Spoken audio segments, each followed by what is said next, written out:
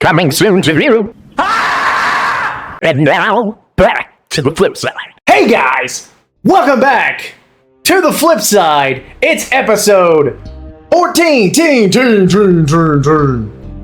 Last time, a lot of crazy stuff went down, okay? We figured out what happened to our party as they entered through the portal and Crimson Light took over and such. Turns out, they then were sent to separate dreamscapes, as they experienced their own personal nightmare, maybe even a premonition.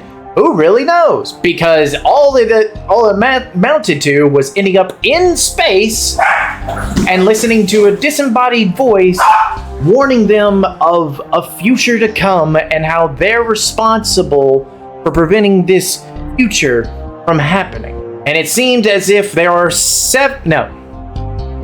there are 8 main people involved that will change the very course of history and maybe even the material plane itself if they don't do something about it. Because apparently there is one figure responsible for all of this that controls all, that has all of their chains and collars and in control of them. They then exited from space to this other realm, it felt like, where it was all violet and there were black shards of glass all over the place. And I can hear what is going on. Hold on. What is going on? Nothing. Why am I hearing this? Y'all can hear? There's a squeak squeak. Yeah. Great. Love that. That's fine. Maybe. Who knows? Look, this is Gives a good. I know Brandy said don't be a Markiplier, but God, Hunter, destroy all this footage. This episode is trash. Ruined it. Anyways, so they encountered this area and they come across this little girl who is very terrifying, eerie. The party was very unsettled by a little girl who then offered an item to them. Doesn't talk, and it turns out this item was a magical item, though, that created its own little pocket dimension known as the camp. It was shortly after leaving the camp and realizing that any of the party members or any of the people that interacted and such like that have been resting here in this magic item, and when the party needs them, they'll pull them out from it. But after such matter, they were then entered into a very dark place, can't see anything, where you hear these two figures, one a man and a woman, talking something about enjoying popcorn and not to forget to enjoy the show. So what show are the party about to see, and what's about to go down? I think it's time to finally get to that point. As you guys are in this darkness, I am to inform you that you are paralyzed and that you are poisoned. That being said, as we're all in this darkness and such like that, a spotlight that appears in the center of a stage emerges. And standing in the center of this spotlight appears to be a robed figure that has... I'm going to switch over. Hi. Tell me what. Tell me why. No, wait, we're getting a copyright infringement. Now number 5 for the other reference. Exactly, that's where I was going with it, but Hunter decided jump on my case about it. Hey guys, Now I will say, whenever you were uploading them, oh God, now I see that. Oh Jesus! Hello. Somebody So, like you see a robed figure that standing in the center of the spotlight, wearing this mask. However, this figure speaks, and my camera just went out. Ah! All right, you know what? Whatever. We're gonna continue on. So the figure speaks, and it says, "It all started with a dream." As he continues on and says, "The hero Art, in a dream, had visions of people lining up on the sides of the street, throwing rocks, speaking curse words, and projecting spit upon a man who wore a crown of thorns, half naked, back torn and bleeding profusely, carrying a heavy wooden cross on his back, all on his own." This moment, the narrator, as you can probably tell, recedes into the back of the stage, where he disappears into the darkness, as after uttering these words, where then the background display on the left and right come together, right? So there's like a panel on the left and a panel on the right, and they come together to form these shadow people throwing rocks, projecting spit, raising their fist against a blood-red environment, where then a man appearing from the left side of the stage, still wearing a mask, same as what you saw the narrator wearing, is a costume the same as the man spoken of earlier, as he walks and trudges with the heavy wooden cross on his back, with two more men dressed in soldier garb, whip at that man carrying this heavy wooden cross. Yet with all the lashing and whipping done to the man, he uttered no sound of pain and trudged on, embracing the pain. As from the right side of the stage, you see Art appear, looking at this man, displaying in a theatrical way that he is expressing horror.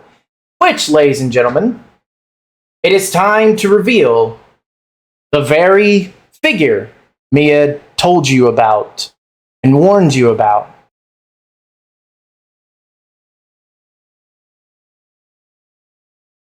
Brody. This is none other than Art. This is the villain that has been pestering you, causing everything that you have gone through so far in this story to happen. Interesting. As we return back. Theatrical way that he is expressing horror as the man trudges across the stage. Rocks are being thrown and spit projected at the man, but the man remains silent, making his way across the stage. When he reaches Art, he continues past, but the rocks and projecting spit stop, as in Art's horrified expression begins to walk center stage, and the background splits apart, leaving Art alone on stage. Where then Art expresses sadness. The narrator reappears over to the left of the stage, spotlight shining on both Art and the narrator, as the narrator speaks again. "The hero Art felt so sorry for the man and couldn't believe creatures could be so horrible, so cruel to one of their own. Then he heard a voice that sounded like his own voice in the distance." The spotlight then turns off on the narrator as the mysterious voice says, "How cruel and horrible. Clearly, when these creatures were made, the artist behind them built them flawed." As the spotlight turns back on the narrator, as he says, "Our hero Art began searching around, looking for where the voice came from." Spotlight then turns off on the narrator, and Art begins looking around frantically, moving to the back of the stage and moving back to the front of the stage, looking around for this mysterious voice, and then he hears it again. "But you see, you are a true artist that would never make a flawed creation like them. I see it in you." Descending from the top of the stage, a metallic, iridescent gold-violet gem, glowing and glimmering, as if it descends down to the front of the stage, landing in the open palms of Art's hands. The gem speaks.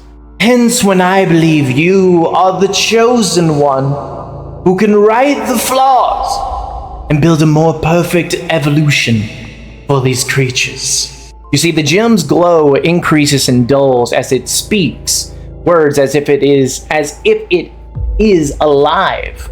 Art expresses excitement for the words spoken by the gem, and he leaves off the stage.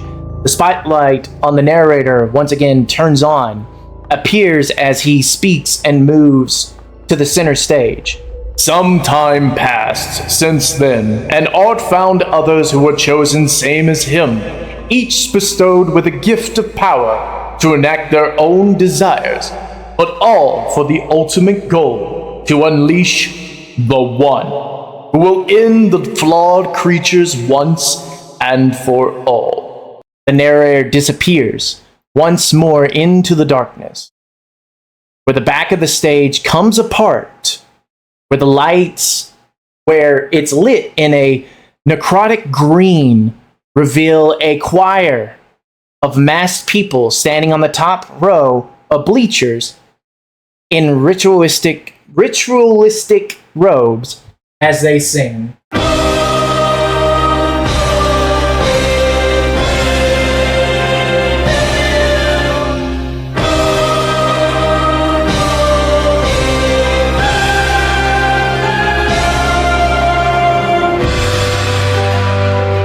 The necrotic lighting then reveals an orchestra as they begin to play their instruments with a maestro instructing them. As they begin to play, a spotlight in the same necrotic green beams down to the front of the stage, where a trap door can be heard, where rising out from below is a monstrous man with the same mask as a giant guts from berserk-like sword appears. The narrator speaks. He shall vanquish the flawed ones, claiming the realm that is rightfully his, and begin a new era of evolution and perfection for the new age, an age of utopia. You just started lagging real bad and that cut out. Wonderful. Is this also a bad time to mention that half of your song got cut out?